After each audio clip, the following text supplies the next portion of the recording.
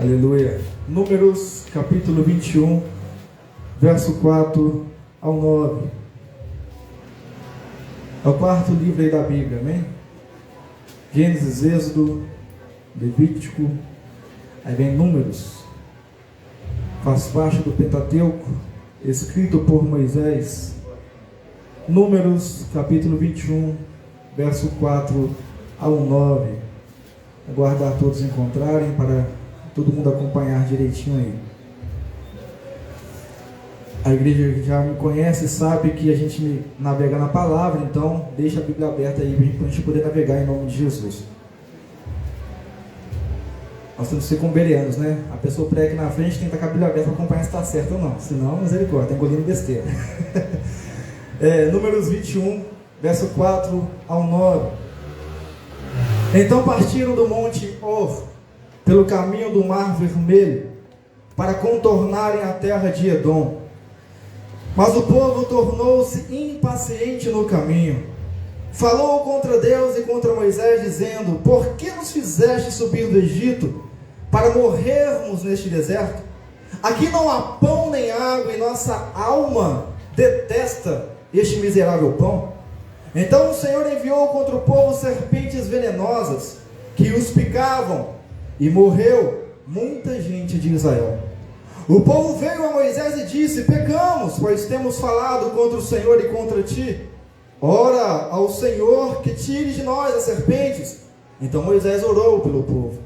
Disse o Senhor a Moisés: faze uma serpente e põe-na sobre uma haste, e todo aquele que for mordido e olhar para ela, viverá. Moisés fez uma serpente de bronze e a pôs sobre uma haste. Quando alguém era mordido por alguma serpente, se olhava para a serpente de bronze, vivia.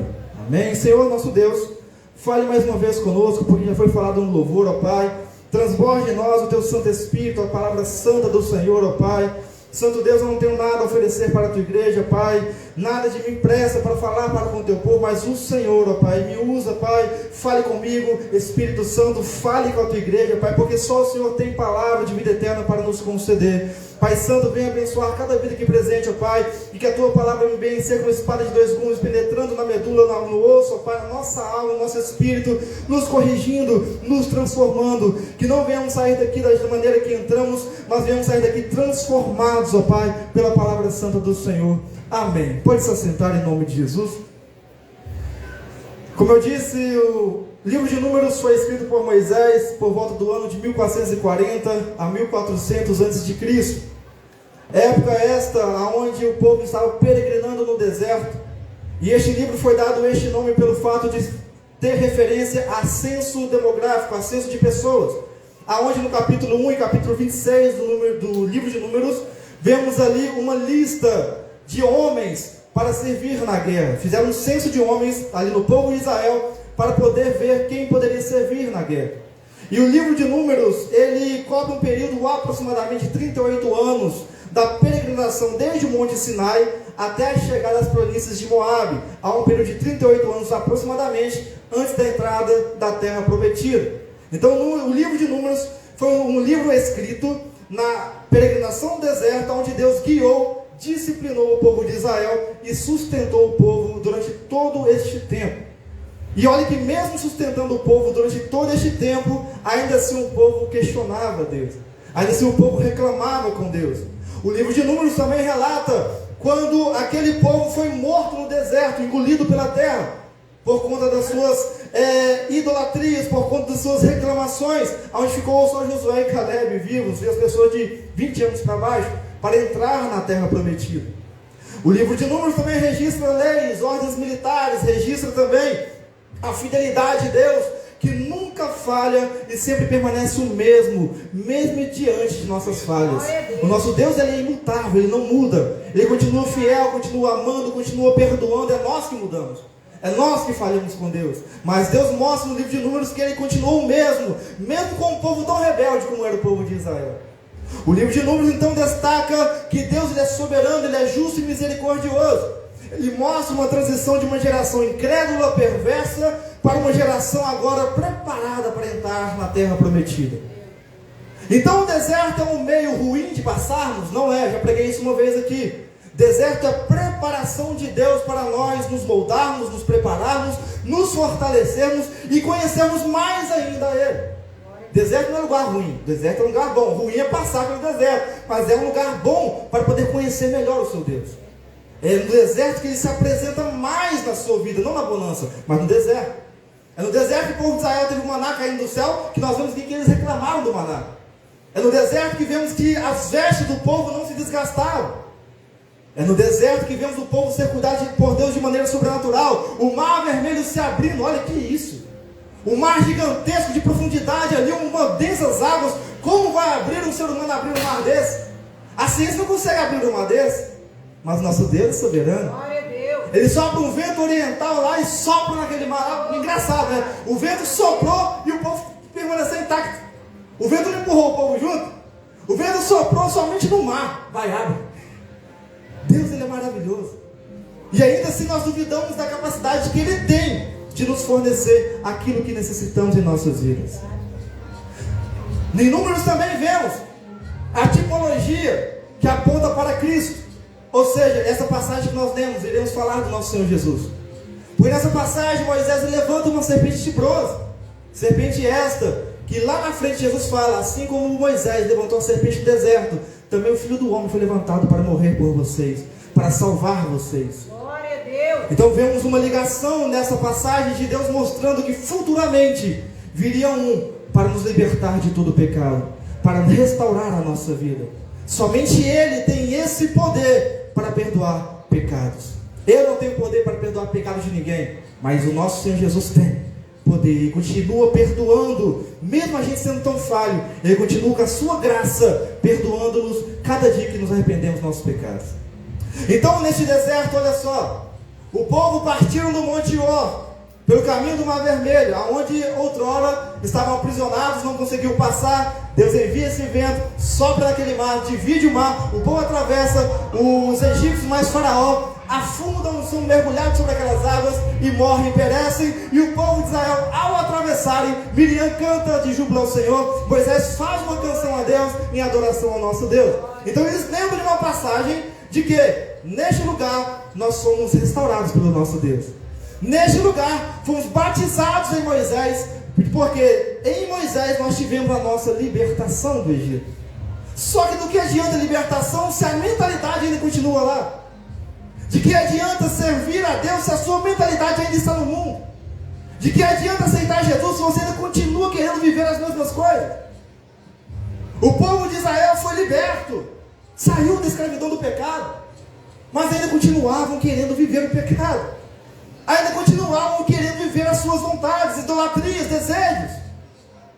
Aí Deus faz eles passarem pelo deserto durante 40 anos, peregrinando para que a mentalidade deles fosse transformada, para que aquele povo fosse transformado. Então o deserto foi um momento de Deus poder mostrar para eles assim: olha, eu quero que vocês se convertam verdadeiramente a mim.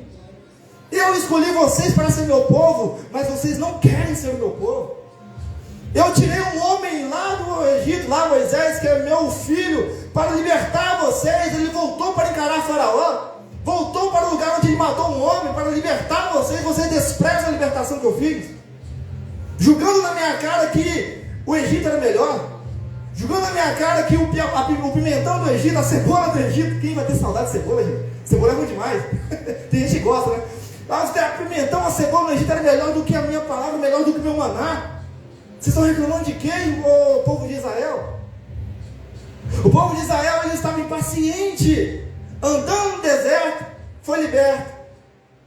Ali teve um maná recebido por Deus, ele dado por Deus, e ainda reclamavam que não tinha nada de Deus.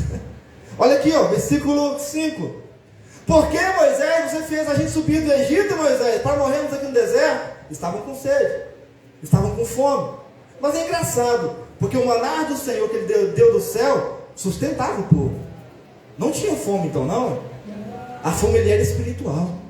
O povo estava perecendo no espírito, porque estavam sempre pensando na escravidão do Egito. Não estavam focados no Senhor, não estavam focados em Deus. E aí eles reclamam: olha, a nossa alma detesta aquele miserável pão que você nos deu. Miserável pão, está aqui, ó. Miserável pão. chamaram do maná que veio do céu de miserável, desprezaram o sustento de Deus. Aí eu trago algo para nós que é o seguinte: quantas vezes Deus te deu alguma coisa, mesmo que simples, você reclamou? Você não agradeceu a Deus. Às vezes Deus te deu uma luz, uma água, deu uma condição de pagar aquela luz que estava difícil de pagar, você não agradeceu.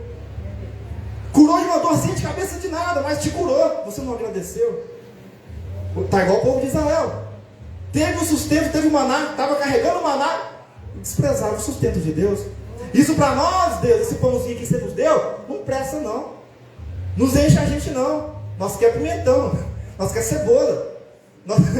Nós quer franguinho lá do Egito. O pãozinho que você nos deu não sustenta a gente não. E olha que era um gosto de mel, diz a palavra. Era um gosto gostoso do pão que Deus deu. E o povo ainda rejeitou o sustento que Deus deu.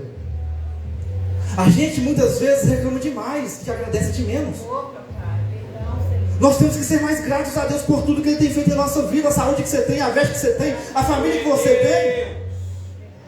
Seja grato pelo ar que você respira, irmão. Tem pessoas lá na China que tem que usar máscara por conta da radiação. Você que não usa máscara pode respirar tranquilo o ar. E tem gente que não tem essa condição de respirar tranquilamente. Tem gente que respira pelo oxigênio. Você está com seu nariz funcionando, seu pulmão funcionando, agradece. Não rejeite o sustento que Deus está te dando cada dia, irmão. A mensagem não é centrada nisso, mas vamos passar por isso aqui. As pessoas hoje estão mais ingratas com Deus. Então o motivo deles pecarem contra Deus naquele momento é ingratidão. Nós não agradecemos nada do que o Senhor fez por nós, porque nós não valorizamos nada que o Senhor fez. Nós passamos pelo deserto, mas é o Senhor quem quis que a gente passasse. É isso que eu estou dizendo para Deus. Nós passamos. Beleza, Pai, obrigado. Mas nós não queremos, nós não pedimos para passar pelo Mar Vermelho. O Senhor que nos fez passar. Deus, nós não pedimos o maná cair do céu, pedimos outra coisa, às vezes uma carne ali cair do céu, mas maná, um pão, nós não queremos isso, mas só deu maná para nós. Nós não queremos não, Deus, queremos algo melhor, que no Egito nós tínhamos. Igual lá o Elias, quando Deus enviou codornas para trazer carne, corvos para trazer carne para o Elias. Talvez eles queriam uma carnezinha ali, mas Deus deu maná do céu.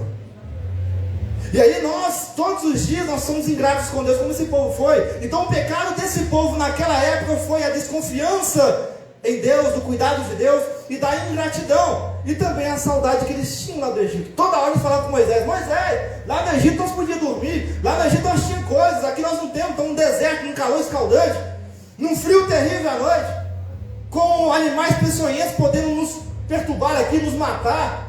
Lá não, nós estávamos sendo escravizados, estávamos, Moisés, mas lá nós tínhamos uma caminha, lá nós tínhamos ali uma água que nos dava ali, lá nós tínhamos comidinha, Moisés. Aqui nós estamos no deserto, Moisés, você não está vendo não, Moisés? Acorda. Que espécie de libertador é você, Moisés, deixando a gente perecer no deserto? Reclamações, ingratidões. E o povo hoje só pede. Agradecer que é bom nada, né? Aí Deus concede a bênção e mesmo assim você não agradece. Até sai da igreja: opa, já consegui minha bênção, vou embora agora, não vou voltar para a igreja não. Quando eu precisar de alguma coisa, eu volto para a igreja para fazer campanha. Cadê a gratidão a Deus? É verdade, a gente está vendo aí nos dias de hoje, infelizmente está desse jeito. Nós temos que ser gratos a Deus todos os dias, irmãos. Aí abra por favor em João capítulo 6. Olha que lindo o nosso Senhor Jesus. João capítulo 6. Como eu disse, vocês me conhecem e gostam de navegar. Vamos lá, João capítulo 6, versículo 48 ao 50. João 6, 48 ao 50. Olha o que Jesus fala para nós, nosso Senhor: eu sou o pão da vida. Olha que maravilha. Os vossos pais, ou judeus, ou Israel, comeram maná no deserto e morreram. Eles pereceram. Mesmo que foi o maná que eu e meu pai deu, mas pereceram. Aqui agora, em mim, porém, está o pão que desce do céu em sua divindade, do qual, se o homem comer este pão, que é a minha palavra, não morre. Olha que maravilha. O pão, o maná do deserto, o povo perecia, comia ali, sustentava, mas ainda passava fome. Agora o pão da vida, que é Jesus Cristo, nosso Senhor, a gente se alimenta dele, a nossa alma sustenta. O nosso espírito é sustentado pelo poder da palavra do Senhor, que é o nosso pão da vida. Que vida é essa, pastor? Vida terrena? Não, vida eterna, irmão. A vida que aguarda os santos e que perseverarem até o fim, a vida eterna. Jesus, ele veio mostrar aqui na frente que aquele maná que eles desprezaram, também hoje estão desprezando. Como assim, pastor? Não entendi. Hoje em dia a gente prega o evangelho de Cristo, palavra de arrependimento, de pecado, falando de inferno, falando de céu. As pessoas rejeitam, não querem ouvir. Vai falar de prosperidade, as pessoas ouvem. Vai falar de ganhar um carro, uma casa, a pessoa ouve. Vai falar de se arrepender para ir para o céu, ninguém quer ouvir. Jesus fala, arrependei-vos, está chegando a hora. João Batista falou, e Jesus fala na sua pregação que ele veio para cumprir, então se arrependam. Eu vim cumprir a lei, se arrependam dos seus pecados, porque o reino do céu está próximo. O reino do céu, ele está em nós através do Espírito Santo, e é ele que vai transformar o nosso corpo de glória em glória para encontrar com o nosso Senhor nos ares. E aí Jesus fala, olha, assim como eles ali foram mortos pelo maná, comeram maná e morreram, se vocês se alimentarem de mim, da minha palavra, não vão morrer, vão ter vida eterna. Eu não quero que vocês pereçam as suas almas no inferno, no lago de fogo, não. Eu quero que vocês venham ter comigo a vida eterna que só eu posso dar. Parem de buscar prazeres momentâneos, busquem a minha palavra. Porque é a minha palavra que vai te libertar deste mundo terrível que você se encontra, dessa situação que você se encontra. Só eu posso te dar vida, e vida em abundância de Jesus Cristo. Então ele fala que aquele povo desprezou o pão naquele momento, e hoje muitos desprezam a santa palavra do Senhor. Eu vi um vídeo na internet, no TikTok, né? Ou o pessoal fazendo uma entrevista lá assim: aqui, você acredita em Jesus Cristo? Eu vou perguntando de um por um. Ninguém falou que sim, todo mundo não. Do jovem ao mais velho. Hoje em dia o pessoal não está mais acreditando no Senhor Jesus. Hoje em dia não estão mais acreditando que Jesus voltará. É cumprimento das Escrituras? É sim, a falta de amor a Deus, a falta de amor ao próximo. Mas nós devemos perseverar em crer que o nosso Senhor Jesus, Ele é o nosso único Salvador. Ele é o caminho, a verdade e a vida, e somente através dele chegamos ao céu. Somente através dele temos reconciliação com o Pai. Somente através dele temos o Espírito Santo para nos fortalecer e nos guiar a cada dia. É o Senhor Jesus. Somente através dele temos mansões celestiais preparadas para cada um de nós. Somente através dele temos uma coroa da vida, uma árvore da vida esperando cada um de nós lá no céu. Irmãos, está difícil pregar o Evangelho. As pessoas não dão glória nem para... Aqui não, viu, igreja? Falando lá fora. Não dá glória nem para quando fala de Jesus, mas quando fala de... irmão, você vai ter uma casa. Glória a Deus, pastor, eu recebo. Aí fala assim: irmão, você vai ter uma vida eterna. Só você vê o grilo e o feno passando. Dá glória a Deus não, irmão. O pessoal não quer recompensa celestial não, só terrena. Quem dá coisa terrena é o diabo, irmãos. Ele é dono deste mundo aqui praticamente. E o mundo jaz no maligno. O que o diabo ofereceu para Jesus lá atrás? Eu te ofereço aqui, riqueza, te ofereço reinos, nações. O diabo dá isso para as pessoas. É um pacto. E você com Deus? Você não quer nada de Deus, não? Você não quer a vida eterna que Ele tem para te dar, não? Você não quer a salvação que Ele tem para te dar, não? Você não quer a cura, a libertação, a restauração da sua alma e do seu espírito, não? Da sua família? É isso que nós precisamos, irmãos. Porque diz a palavra que quando a gente busca o reino de Deus em primeiro lugar, as demais coisas não serão acrescentadas. Quais são essas? Vestes, alimento, tudo que nós precisamos, e Deus sabe que precisamos, Ele vai te suprir. Mas busque a palavra, busque o pão da vida, que é Jesus Cristo. Está escasso a busca pelo nosso Senhor. Aí nós vemos que Deus, vendo aquele povo murmurar, ser ingrato, aí vamos dizer que Deus é mau. Vai lá e envia serpentes venenosas. Imagina sair lá de dentro da areia, né? E começa a picar o povo. Começa a matar o povo. Isso aí não é maldade de Deus não, irmãos. O povo estava pecando contra Deus. Isso é consequência do pecado. Quando a gente erra, a gente falha e não se arrepende, como aquele povo não se arrependeu naquela hora, o pecado ele nos causa morte espiritual. O pecado ele nos afasta de Deus. Então aquela serpente venenosa ali levantada também foi uma coisa para o pessoal lembrar lá de Israel. Opa, peraí, tem serpentes nos atacando aqui. Peraí, o faraó tinha uma serpente lá na coroa, no meio da coroa tinha uma serpente na coroa dele. O povo do Egito idolatrava serpentes. E agora nós estamos sendo atacados por serpentes? Olha que coisa interessante.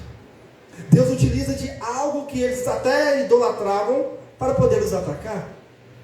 Para lembrar que Ele é o único Deus verdadeiro a quem deve ser adorado, honrado e exaltado. Não existe outro além dele. Não existe faraó que pode libertá-los. Não existe faraó que pode cuidar deles como Deus cuida. O nosso Deus cuida da gente de uma maneira sobrenatural. Então as serpentes venenosas mostram o juízo de Deus, mas é uma consequência do pecado daquele povo. Aí aquele povo, logo que a serpente começa a picar um ao outro, começa a matar, imagina as crianças morrendo, as mães desesperadas. Ô Moisés, para com isso, Moisés, ora esse Deus aí, para poder acabar com essa serpente. A minha filha está morrendo lá, porque a serpente picou. Imagina o desespero de mamãe. Isso aconteceu lá atrás, culpa do pecado. Aí as esposas morrendo, os maridos morrendo, a família toda perecendo. Moisés, anda logo, Moisés, ora esse Deus, porque nós pecamos contra esse Deus, fomos ingratos. Moisés ora, suplica esse Deus para que tire de nós essa maldição. Aí Moisés, como um bom pastor, que estava cheio de falatório no seu ouvido, ele ora a Deus, porque ele amava aquele povo, mesmo sendo um povo reclamão, mas era um povo que Deus deu para ele cuidar. Ele amava, ele ora a Deus e pede a Deus para que pudesse fazer algo com relação àquilo. O povo estava morrendo, o povo estava perecendo por conta do pecado que cometeram. Aí Moisés ora a Deus, Moisés intercede. Engraçado que aquele povo, ele pediu Moisés, né? Naquela época, ou era o sacerdote, ou era o sumo sacerdote, para levar a nossa oração, o nosso pedido a Deus. E olha que lindo que nosso Jesus faz atualmente com nós. Nós precisamos de um sacerdote? Não. Nós precisamos de um sumo sacerdote aqui terreno? Não. Porque o nosso Senhor Jesus já é o nosso sumo sacerdote. Aí, você que aceitou Jesus, você tem o Espírito Santo dentro de você. E é Ele quem eleva essas orações a Deus. É Ele com gemidos inexprimíveis. Quando você não sabe orar, Ele intercede por você e por mim. Olha que maravilha. Aquele povo teve que pedir um acesso. Nós já temos um acesso garantido por Jesus. E aí as pessoas esquecem disso. Vai buscar. Não está errado buscar a ajuda do seu pastor. Não está errado buscar a ajuda de um profeta. Não está errado, irmãos, tá? Entenda o recado aqui. Mas você tem o Espírito Santo para poder buscar ali todo dia. O Espírito Santo me concede força. O Espírito Santo me dê uma resposta. O Espírito Santo me ajude na minha fraqueza. Você tem o Espírito Santo na sua vida, irmão. O povo de Israel não tinha. Você e eu temos. É uma graça que não merecemos, mas Deus nos concedeu. E através dele agora nós somos intercessores. Diz lá em 1 Pedro 2,9: vocês são um sacerdócio real. Vocês agora intercedem pelas pessoas lá fora. Vocês não precisam de alguém para interceder por vocês, mas vocês intercedem pelas pessoas lá fora. E eu, de Jesus, estou à direita do Pai, intercedendo por vocês. Que maravilha! O nosso Jesus está todo dia orando ao lado do Pai, à direita do Pai, por cada um de nós. Ali, a serpente de bronze foi levantada. Engraçado que Deus não removeu as serpentes do deserto. Engraçado, né? Deus poderia muito bem fazer todas as serpentes voltar para o caminho de onde veio. Mas não tirou. Deus não tirou as serpentes. Moisés, eu sei que é difícil a situação para você, Moisés. Te deixei numa situação complicada, né, Moisés? A cabeça está até quente, tadinho. Tadinho do meu filho. Moisés, levanta uma serpente. Cria uma serpente, forma uma serpente. E coloca na haste e levanta a serpente. Aquele que olhar para a serpente tem que olhar, Moisés. Não é só ouvir que você levantou a serpente, não. Aquele que olhar para a serpente, Moisés, vai ser curado. Aquele que estiver ali quase morrendo, se olhar para a serpente, vai ser restaurado, Moisés. É mesmo, Deus? É, Moisés. Você acredita? Acredito, Senhor. Só falo, está falado. Moisés foi lá e como imagina, com certeza Moisés, não sei, a Bíblia não fala se ele tinha como é pode ser? Uma arte, né, de ser um artesão. Ali não fala, a Bíblia não fala. Mas com certeza tinha alguém ali que mexia com artesanato, mexia com fundição e ajudou Moisés a fazer a serpente de bronze. Então pegou os elementos de bronze do povo e foi lá e fez a serpente de bronze. Colocou na haste e levantou, ficou no chão. Aí o povo perecendo, mas, povo, ingrato. Não tô brincando, não. Eu falei isso não. Mas deu vontade de falar, eu tenho certeza que deu. Moisés ali segurou a onda. Povo abençoado. Olha para a serpente, povo. Olha para a serpente que eu fiz aqui agora. Porque é a serpente de bronze, quando vocês olharem, diz o nosso Deus, que vocês serão curados. O povo em desespero, na hora olhou. E imagino eu que na hora foi restaurado e curado. Aí o povo começou, imagina, a chorar em lágrimas, porque isso é uma situação milagrosa, um sobrenatural aconteceu novamente. As mães agora chorando que o filho estava quase morrendo e agora volta para os braços dela. Oh, o Senhor é maravilhoso. Agora é, né? Antes não era não. Agora Deus é bom. Agora Deus cuida. Ser humano é difícil. E Deus sabe disso, e por isso que Ele atua em misericórdia e bondade para conosco. Aí olha só, a serpente de bronze foi levantada. E por que bronze, pastor? O bronze simboliza juízo e simboliza purificação. Está lá em Êxodo 27:2, depois medita. E essa serpente de bronze vai simbolizar e é transformado com um meio de cura. Essa serpente de bronze levantada simboliza ali o juízo de Deus para com o povo, mas também a purificação. E aí o nosso Senhor Jesus, ele representa também juízo, porque ele julgará todos aqueles no juízo final, mas representa também a nossa salvação, a nossa cura espiritual e a nossa cura também de enfermidades físicas.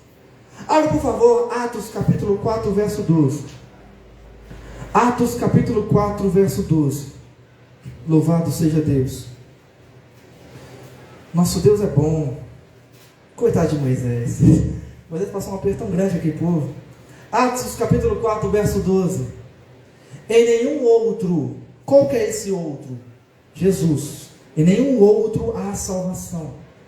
Pois também debaixo do céu nenhum outro nome há, dado entre os homens, pelo qual devamos ser salvos. Interessante que muitas religiões por aí afora, não vou julgar nenhuma, mas elas infelizmente acreditam que a salvação vem por meio do conhecimento, não da palavra, conhecimento em si, e rejeitam a Cristo. Nós que realmente temos fé em nosso Deus, fé no Filho de Deus, nós cremos que o único caminho para a salvação é o Senhor Jesus Cristo, o Filho de Deus, o que é o Deus Todo-Poderoso e verdadeiro. Então em Atos fala o seguinte: olha, nenhum outro nome há em que vocês devam acreditar, somente no nome de Jesus é que liberta, que salva vocês. Nenhum outro ser existe nessa terra ou no céu ou na profundidade que pode libertar vocês. É somente Jesus Cristo, o Salvador. Somente Ele liberta. Isso então eu estou mostrando para vocês o seguinte: que o pecado naquela época ali, as serpentes, o pecado do povo trouxe morte. Mas Jesus, Ele traz salvação. Glória a Deus. Jesus, Ele traz redenção, e não há outro meio de salvação a não ser Jesus. E a serpente foi o meio, a serpente de bronze, foi o meio de salvação para aquele povo. Então, pastor Esdras, quer dizer que se eu não aceitar Jesus, eu não tenho salvação? Não, não tenho. Não é só você ouvir e não crer. É ouvir, crer e aceitar. A fé vem pelo ouvir a palavra de Deus. Quando ouvimos a palavra e cremos na palavra, com certeza o Espírito Santo vai moldar o seu coração, vai te transformar e vai falar assim: olha, se arrependa do seu pecado e venha para o Jesus Cristo, seu Senhor. É o Espírito Santo que faz a obra. Nós só pregamos, anunciamos a palavra. Mas quando você abre o seu coração, o Espírito Santo te transforma, te molda e fala: olha, se arrependa. Porque Jesus, Ele quer te salvar. Jesus, Ele quer te libertar. Então, pastor Esdras, por que Deus escolheu uma serpente, pastor? Eu fiz essa pergunta para Deus: por quê? Por que uma serpente? Poderia levantar ali um cordeiro, né, representando Jesus? Mas por que serpente? A serpente que é um bicho que lá no Éden, lá o diabo usou para poder enganar o ser humano. Uma serpente, se a gente for olhar na história da humanidade, a serpente sempre é representada como algo ruim, como algo vil, algo mal. Oi Deus, por que então uma serpente de bronze? Porque aquela serpente representa um símbolo da morte. Da morte, pastor? É.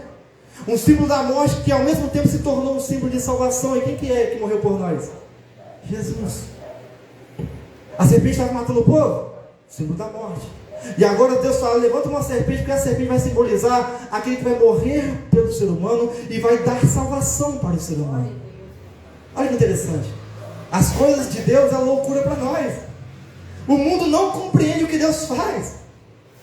Em 2 Reis, capítulo 18, verso 4, lá fala que o povo de Israel, pode conferir aí, que o povo de Israel queimava incenso a essa serpente de bronze. O povo de Israel deu um nome para essa serpente de bronze, chamada Neustã. E eles idolatravam este objeto até aquela época em Reis. E aí chega o rei Ezequias e destrói essa idolatria. Olha só, Deus usa algo para libertar o povo, e o povo vai idolatrar aquela coisa que libertou. Judeus ortodoxos até hoje, que não aceitaram Jesus, eles idolatram Moisés. Moisés é idolatrado pelo povo. Vai falar mal de Moisés com um judeu para você ver. É idolatria, por quê? Libertaram o povo do Egito. Deus deu a lei para Moisés, Moisés apacentou o povo. Eles têm uma idolatria por Moisés. Assim como também, segundo o Reis, fala que eles estavam levantando incenso em idolatria à serpente de bronze. Tá, pastor, mas o que quer dizer com isso então para nós nos dias de hoje? Deus usa pessoas para poder curar a sua vida. Deus usa pessoas para revelar na sua vida. Deus usa pessoas para poder trazer salvação para a sua vida. Só que, infelizmente, o ser humano, na maioria das vezes, idolatra essa pessoa. Igual ele idolatraram a serpente, igual idolatraram Moisés. Idolatraram João Batista também. Idolatraram Pedro. Opa, passa ali, ó, deixa a sombra de Pedro passar, que não ser curado, isso é idolatria. Deus usava a sombra? Usava, claro. Pedro era cheio de Deus. Com misericórdia ele curava. Mas a idolatria do povo estava no Pedro, não em Deus. Não estava adorando a Deus. A idolatria do povo estava no lenço de Paulo. Opa, passa o lenço aqui que você vai ser curado, irmão. Está lá na palavra. O povo, quando começa a ser curado, ser restaurado, e Deus usar certas pessoas, é mania do ser humano idolatrar aquela pessoa, mas quem está usando é Deus. Aquela pessoa é apenas vaso, é apenas instrumento de Deus. Hoje em dia vemos muitos altares sendo levantados para pessoas e não para Deus. Porque a pessoa cura, porque a pessoa liberta, porque a pessoa salva a pessoa ali, porque a pessoa restaura a pessoa e está idolatrando. Não, irmão, quem está usando essa pessoa é Deus. A honra e a glória é para Deus. O louvor é para Deus. Te curou? Oh, meu pastor, oh, missionário, obrigado. Viu? Deus abençoe a sua vida, que te use poderosamente. Amém, pronto, acabou. Agradeça a Deus por ter usado aquele servo e aquela serva para curar a você, para te restaurar. Hoje em dia vemos muitos shows. Deus quer que eu faça direto, não tem como não. Está acontecendo demais isso. Hoje em dia a gente vê muitos shows gospel acontecendo e as pessoas idolatrando o cantor, idolatrando pregadores, irmãos. Vai um pregador famoso pregar, a pessoa vai só porque o pregador famoso está ali, vai por conta do pregador e não por conta de Deus. É idolatria.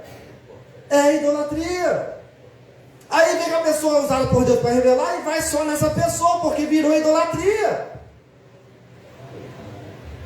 Serpentes de bronze, bezerros de ouro. Muitos estão levantando incenso errado ao Senhor. Vêm para a congregação para cultuar ao homem e não a Deus. Então aquele povo continuou levantando incenso para algo que não era para levantar. Aí vem o rei Ezequias e destrói. Opa, vocês estão errados. Não devem fazer isso. Você só deve levantar incenso ao Deus único e verdadeiro, Deus Todo-Poderoso. Porque é Ele que curou vocês lá atrás. É Ele quem restaurou vocês lá atrás. Não foi a serpente. Isso foi um símbolo para vocês poderem olhar. Deus poderia muito bem mandar a cura para todo mundo. Mas Deus fez isso para representar o seu Filho unigênito aqui na frente. Onde na cruz do Calvário iria morrer por nós. Abre João capítulo 3. João capítulo 3, verso 14. João 3, verso 14. Apóstolo João. João 3, verso 14 e 15. Assim como Moisés, diz o nosso Senhor Jesus, levantou a serpente no deserto, da mesma forma importa que o Filho do Homem seja levantado, para que todo aquele que nele crê tenha o quê? A vida eterna. Então a serpente, ela representa o pecado. Por quê? Porque Jesus se fez pecado por nós. Abre 2 Coríntios capítulo 5, verso 21. 2 Coríntios capítulo 5, verso 21.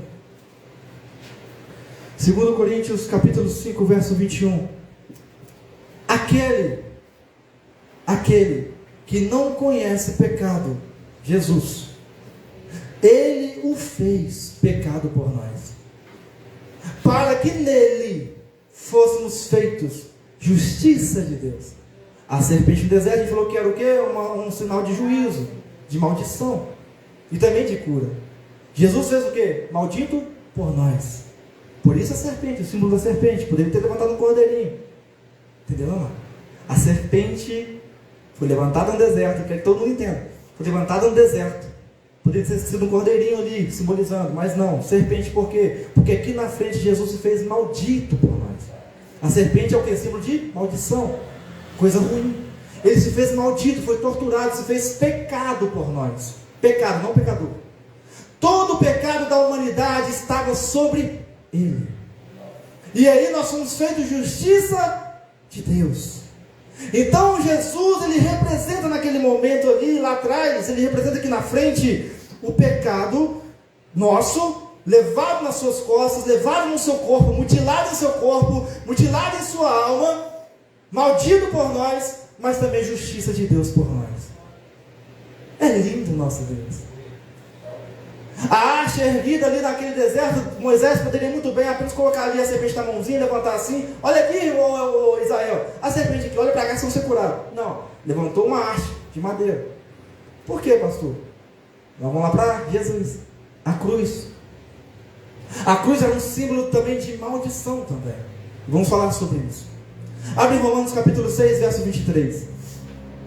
Romanos 6, verso 23.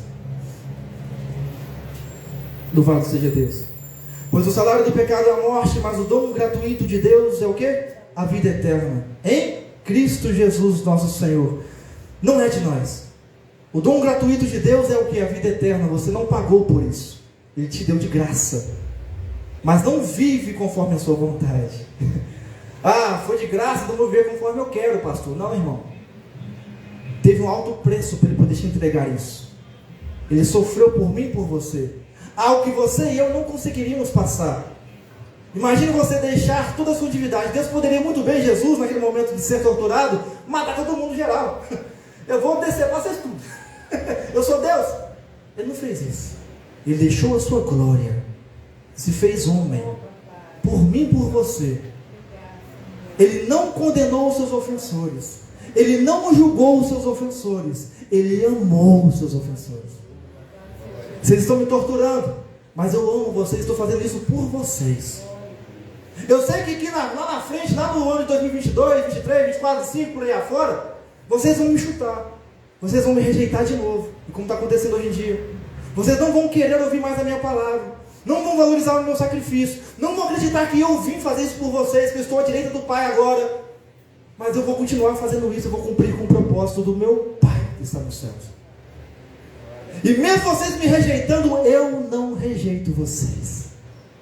Que lindo o amor do nosso Deus. E a gente ainda cospe na cara de Deus quando pecamos. A gente rejeita o que ele fez, como aquele ladrão na cruz, o outro, né, rejeitou.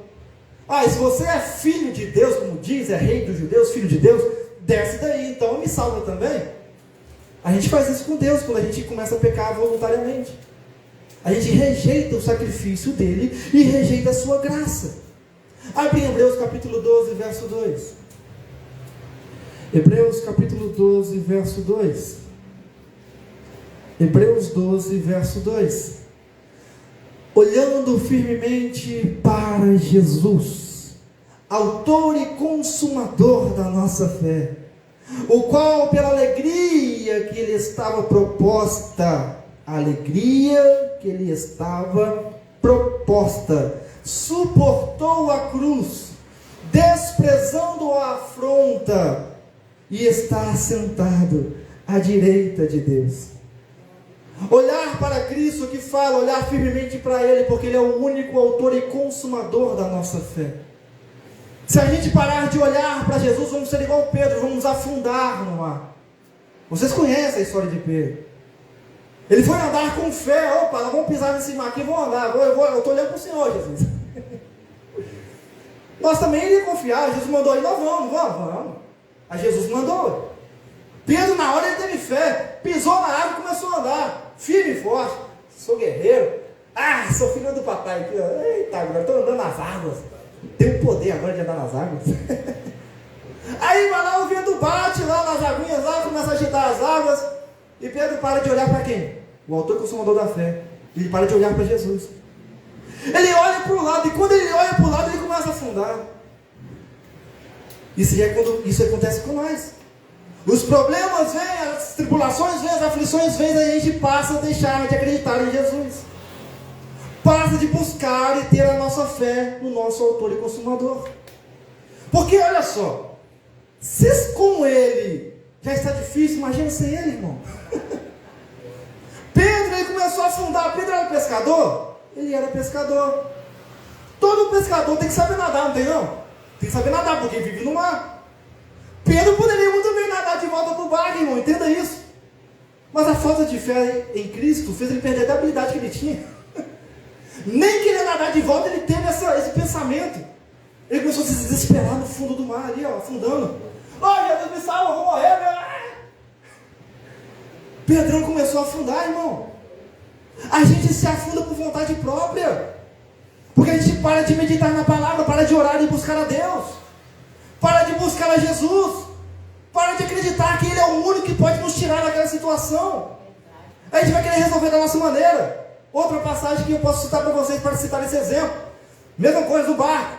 A tempestade veio. Jesus estava dormindo. Sereno, tranquilo. Né, irmão Paulinho? Só roncando, né, irmão Paulinho? Jesus estava de boa. Aí vem a tempestade, começa a movimentar o barco para lá e para cá. Os discípulos estavam com Jesus no barco. Os discípulos tinham que ir até quem? Jesus. Eles foram até Jesus de primeira? Não foram. Nós somos falhos nisso, irmãos.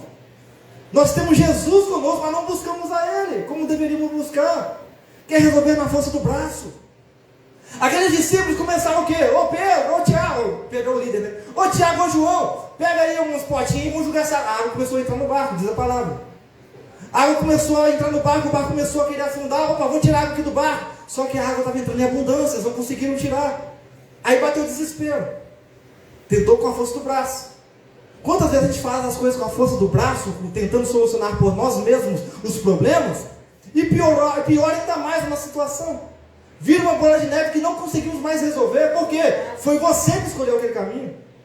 Você não escolheu Jesus. Não escolheu buscar solução em Deus. Aí os discípulos começaram a desesperar. Aí vai para o mestre, né? Aí vai para Jesus. Ô mestre, ô Senhor, nós vamos morrer, perecer. Ele falou isso, nós vamos morrer, tá lá a palavra. Nós vamos morrer, Senhor. Olha o desespero. O barco está afundando, Senhor. O mestre nos ajuda. Se eu fosse Jesus, agora vocês querem me ajuda? Por que não pediu antes? Ué, que engraçado. Eu estou andando com vocês todo dia. Se eu fosse Jesus, vai virar graça. A gente não tem essa capacidade. Olha só. Eu estou andando com vocês todo dia. Vocês viram curando enfermos, viram abrindo o olho de cego, viram fazendo paralítico andar que nunca andou. Vocês viram ressuscitar mortos. E aí vocês não acreditam que eu poderia resolver e acalmar o mar, não? Eu estou do lado de vocês, vocês não me pediram ajuda, foram resolver sozinhos. Isso aqui é para nós, irmãos. Vocês estão passando por problemas e aflições na vida de vocês e não pedem minha ajuda. Só pedem que eu traga coisas para vocês, mas para restaurar a sua alma, para cuidar de você, você não pede? Para te dar a mão na aflição, você não pede? Para te dar a mão na tempestade, você não pede a minha ajuda, não quer caminhar comigo? Onde está a fé de vocês? Jesus fala com eles. Vocês têm pouca fé. Jesus, ele levanta do soninho maravilhoso de lá. Tranquilo, sereno, o barco afundando, assim, tudo desesperado, balançando Jesus. Aí vai lá, ô vento, ô mar, acalma aí, vai. Tamanho é o poder do nosso Deus, e a gente desconfia, como o povo de Israel desconfiava, que Deus ele pode tudo em nossa vida. Deus, ele é o único em que nós temos que olhar, irmãos, não é para o próximo do lado, para o próximo lado é para orar, mas para pedir ajuda, auxílio, é somente Deus. É Ele o nosso autor e consumador da fé. Abre em 1 Coríntios 1,18. 1 Coríntios 1, verso 18. Não sejamos como Pedrão, não sejamos como os discípulos naquele momento. Vamos sempre ter a nossa fé e nossos olhos ligados no Senhor Jesus. 1 Coríntios, capítulo 1, verso 18. Pois a palavra da cruz é loucura. Eu estou finalizando a mensagem, amém? Pois a palavra da cruz é loucura para os que perecem, mas para nós que somos salvos é o poder de Deus. A cruz, naquela época, no contexto de Paulo, ele fala o seguinte: na cultura judaica dos judeus, eles esperavam um Messias glorioso. Olha para Judas. Judas, ele esperava um rei que viesse para levantar um exército, porque ele foi com força lá, eu vou juntar este rei, porque é esse que não vai enfrentar os romanos, bater nos romanos e ganhar dos romanos. Ele acreditava nisso. Os judeus também esperavam um rei desse jeito. Um rei guerreiro, como era o rei Davi. Não era descendência de Davi? Não chamava ele de filho de Davi?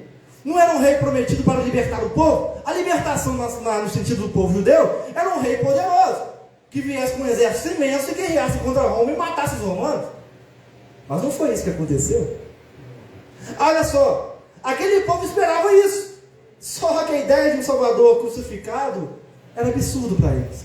Como é que nós acreditamos que um rei está sendo humilhado? Que um rei está sendo desprezado? Que um rei está sendo judiado pelas pessoas? Isso para nós não é rei, nem aqui nem na China. Isso não é rei não, porque o rei que nós esperávamos era um rei forte, poderoso, que matasse os romanos, mas não foi assim que aconteceu. Ele morreu lá, ele lá na cruz morrendo. Olha os romanos batendo nele à vontade, cuspindo na cara dele, colocando fel na boca dele, lá na cruz. Isso aí não é nosso rei não. Judeus não acreditam em Jesus por conta disso também. Alguns judeus, não todos. E aí então, aquela cruz era algo absurdo para acreditarem, porque eles lembram que lá em Deuteronômio 21, 23, era um símbolo de maldição o madeiro. Todo aquele que fizesse algo errado iria contra a lei de Deus e iria ser morto no madeiro. Então era uma maldição aquele madeiro. Aí Paulo fala em 1 Coríntios 1, 23, que nós pregamos o Cristo crucificado, que é escândalo para os judeus e loucura para os gregos. Por que escândalo para os judeus? Acabei de falar. Porque os judeus esperavam um rei poderoso. E a cruz foi totalmente diferente. Foi um rei que foi morto. Foi um rei que foi morto, mas trouxe salvação na sua morte. Só que eles não acreditaram nisso. E ainda muitos não acreditam. Foi um rei que pereceu por eles, mas não acreditaram que nessa morte iria vir a vitória. Eles não acreditaram. E muitos hoje não acreditam. Aí agora, por que loucura para os gregos, pastor Esdras? Porque os gregos valorizavam a sabedoria humana, a filosofia. Os gregos, então, uma ideia de um Deus que veio encarnado, morrer na cruz era algo assim. Como? Um Deus poderoso morrer na cruz, isso não existe. Isso não pode existir em sã consciência, em sã lógica.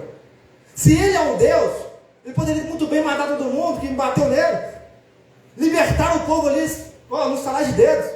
Assim a cultura grega acreditava. Por isso foi loucura que Paulo fala para os gregos. Porque o pensamento deles era o quê? Se ele era um Deus, ele poderia muito bem libertar todo mundo no estalar de dedos.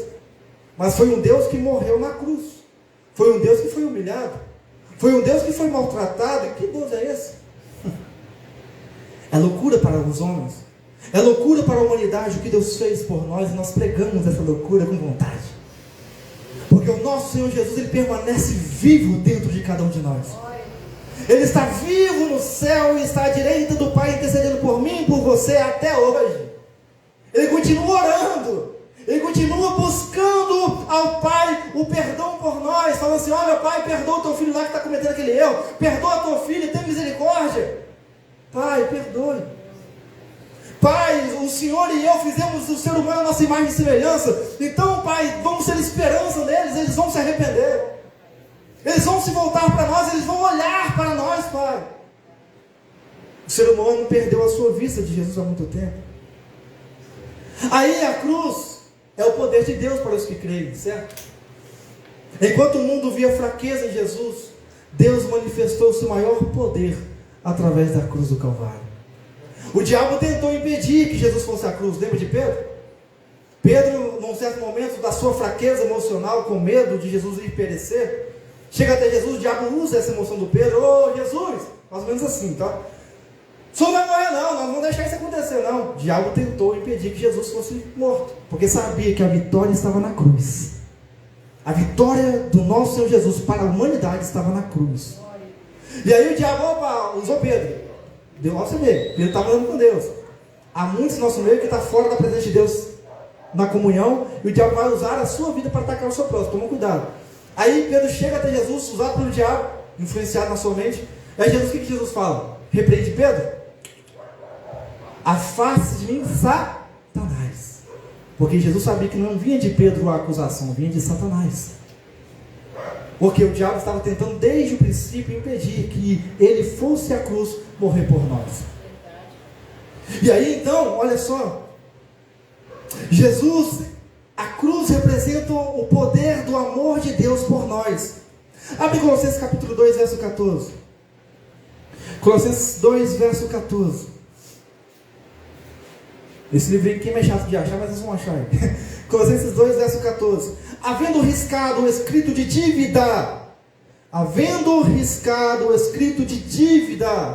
que havia contra nós, nas suas ordenanças, o qual nos era contrário, tirou-a do meio de nós. Tirou quem? Jesus. Cravando-a na cruz. Por isso que eu falei que Jesus pagou por nós um alto preço. Ele pagou a nossa dívida. Nós tínhamos uma dívida com o Pai, porque nós falhamos, nós buscamos andar em nossos delitos, nossas vontades, estávamos em dívida em ter comunhão com Ele, em ter intimidade que nós perdemos com Ele lá no Éden. Eu preguei isso pregação passada. Essa intimidade que nós tínhamos com Ele, nós perdemos, nós ficamos em dívida com Deus. E aí veio Jesus Cristo para o quê? Eu vim pagar essa dívida para vocês. Não, vocês por si só, pelas suas obras, não conseguiriam pagar essa dívida, mas eu vim pagar essa dívida com o Pai para vocês. E essa dívida eu paguei com o meu sangue para vocês. Eu paguei com o meu suor de sangue lá no Getsemane. Eu pensei em pedir ao Pai e pedir a Ele: se possível, Pai, passa de mim essa sua ira, esse cálice. Ele não queria passar por essa tortura. Mas, ó Pai, se não for da tua vontade, faça o teu querer então, vai. Mas me capacite, me dê força para passar por isso. Jesus passou pela cruz e pagou a nossa dívida que tínhamos com o Pai. Você e eu não temos mais dívida com o Pai, porque o nosso Senhor Jesus, Ele foi essa serpente de bronze, aonde olhamos para Ele e Ele pagou essa dívida para nós. Você não deve nada ao Pai, deve obediência, mas o sacrifício maior foi feito pelo nosso Senhor Jesus. Por isso que Ele fala: o Pai não quer mais sacrifício de vocês, o Pai quer a obediência de vocês, porque o maior sacrifício já foi feito na cruz do Calvário. 1 Coríntios capítulo 15, verso 55. 1 Coríntios 15, verso 55. Onde está, ó morte, o teu aguilhão? Famosa frase maravilhosa que Paulo falou, os Atos do Espírito Santo. Jesus fala então naquele momento na cruz: ó morte, cadê o teu aguilhão, morte?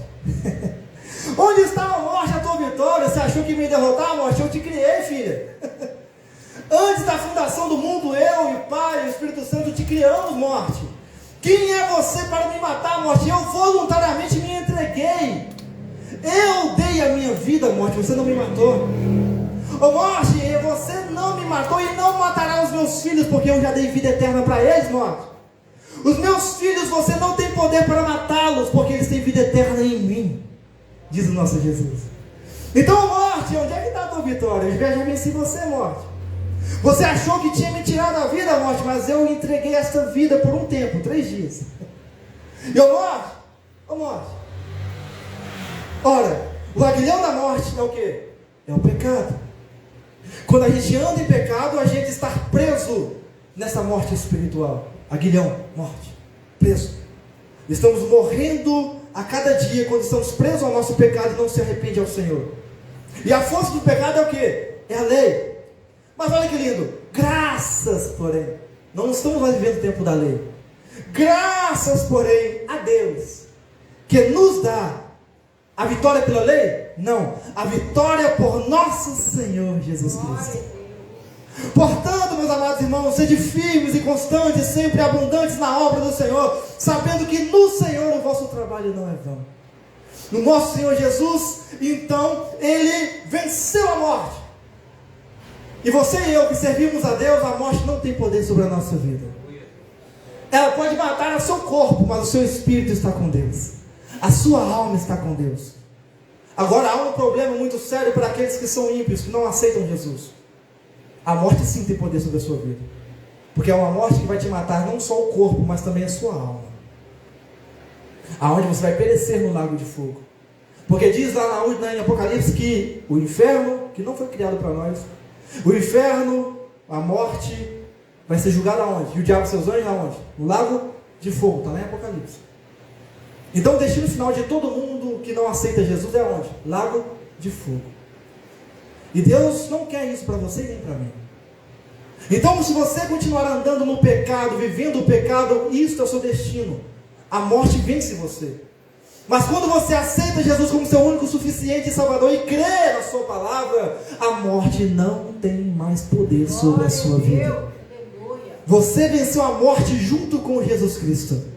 A vitória já está nas tuas mãos através do sangue de Cristo na cruz do Calvário. A cruz, então, ela parece fraqueza, mas ela é a nossa vitória em Cristo Jesus. A cruz, ela parece algo fora do normal, porque ela é um sinal de maldição para todos que eram ali crucificados, mas para nós é sinal de vitória em Cristo Jesus. Assim como a serpente no deserto levantada foi um sinal de vitória para o povo não ser mais morto pelas serpentes, assim também nosso Senhor Jesus na cruz do Calvário foi um sinal de vitória que foi garantida por Ele para nós até a sua vinda. Irmãos, Jesus ele está voltando. Em Marcos 16:15 fala: ide pregar o evangelho a toda criatura. Não tenha medo de anunciar o evangelho de Cristo. Ah, pastor, mas estão matando muitos cristãos aí. Então, irmão, vamos continuar matando. Infelizmente, é a palavra. O mundo rejeita Cristo. O mundo odeia Cristo. E o mundo vai odiar você também. Mas nós temos um firme fundamento que é Jesus. E quem vai nos capacitar a passar por este momento de perseguição é quem? O Espírito Santo de Deus. É, pastor? Lembra de Estevão? Oh, Estevão abençoado. Ele pregou um evangelho tão lindo antes de ser morto. Falou lá da fé dos homens de Deus. Veio até aqui na frente. E aí, antes de ser morto, ele olha para o céu e vê quem? Jesus à direita do Pai. Só esperando. Vem, Estevão, estou esperando. Estevão, a gente vê que ele não agonizou de dor ao ser apedrejado. A palavra não fala isso. Por quê, pastor? Porque ele foi tomado pelo Espírito Santo de Deus. A morte não tem poder sobre você e sobre mim. O diabo não tem poder sobre a sua vida nem sobre a minha vida. Porque nós fomos lavados e remidos pelo sangue do Cordeiro. Creia nessa palavra e pregue esta palavra a toda criatura. Pastor, mas vamos rejeitar eu pregar essa palavra? Vamos rejeitar, mas continue pregando. Continue anunciando o evangelho. Rejeitaram a palavra que Estevão pregou. Apedrejaram Estevão. Mas qual foi a recompensa de Estevão? A vida eterna com o Pai. A nossa maior recompensa não está nessa terra não, irmão. Para de ficar vivendo esta terra. Viva o evangelho de Cristo. Viva a recompensa celestial. Nosso foco, a nossa cabeça tem que estar no reino. Tem que estar na vida eterna. Não nas coisas terrenas. Jesus, o diabo ofereceu tudo para ele. Ele quis a coisa terrena? Não quis. Ele mostrou para nós: olha, o melhor não está nessa terra. O melhor está no céu reservado para vocês. Que é a minha presença todos os dias com vocês. Que a minha glória todos os dias com vocês. A minha paz, a minha alegria, onde não haverá tristeza, nem rancor, nem ódio, nem nada disso. Vocês vão viver em paz eterna comigo. Não vai ter mais briga familiar, não vai ter mais problema no trabalho. Vocês vão viver em paz comigo na vida eterna. E isso é a maior recompensa que eu tenho para vocês. Então aceitem o meu nome, preguem o meu nome, anunciem o meu evangelho. Que eu vim para salvar, curar e libertar. E eu vim para trazer vida e vida com abundância. Amém? As palmas exaltamos ao nome do nosso Deus.